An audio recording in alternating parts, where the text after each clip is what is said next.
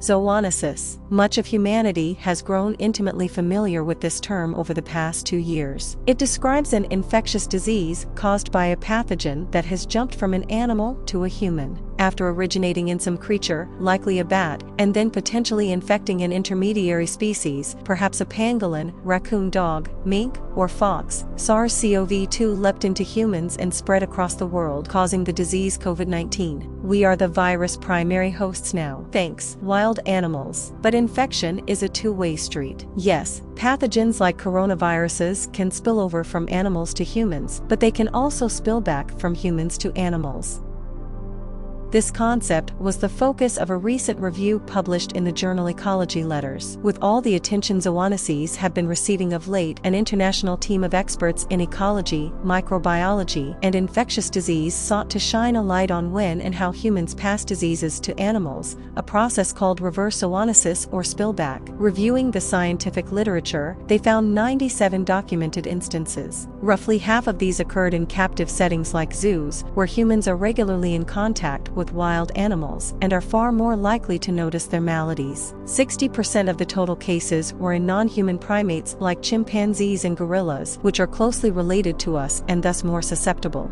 Elephants, long-lived birds, hoofed animals, and rodents were some of the other creatures affected. Obviously, the 97 cases were limited to just those that had been scientifically recorded, so they unquestionably constitute an undercount of all human-to-animal disease transmissions. For example, 5 snow leopards have died from COVID-19 in U.S. zoos, but their spillback cases were reported in the popular press, not the scientific literature, and thus did not make the researchers count. All of these big cats likely contracted the disease from their caretakers. Moreover, a significant amount of spillback could occur in the wild as humans interact with animals, but we may simply not notice, perhaps due to a lack of monitoring or because human-to-animal infections rarely cause noticeable effects. Squirrels, for example, are known to transmit numerous viruses to humans, but there isn't any mention in the scientific literature of humans passing pathogens to them. Surely, considering how often we interact with these ubiquitous rodents,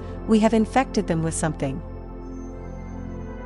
When we do pass our diseases to animals, it is often through one of 3 routes. Wildlife spending time near our copious, concentrated sewage and runoff, wildlife picking up any parasites living on us, or wildlife breathing in one of our respiratory pathogens. What happens after that varies. A spillback could trigger a massive die-off, putting the animal population at risk. Alternatively, the animal could become a reservoir for the pathogen, where the pathogen could potentially mutate and perhaps even spill over back into humans. We have already passed SARS-CoV-2 into mink populations in Spain and white-tailed deer in North America. Scientists are concerned that, at some point, these animals could seed us with a new form of the virus that evades our hard-earned immunity. As the COVID-19 pandemic has made clear, monitoring and researching zoonotic disease is immensely important, especially as Earth grows more crowded and its denizens more connected. Ongoing increases in human population density, epidemic and pandemic risk, human-wildlife contact, and anthropogenic stressors on animal health stand to drive up the rate of human-to-wildlife pathogen transmission over the coming decades, the researchers warn.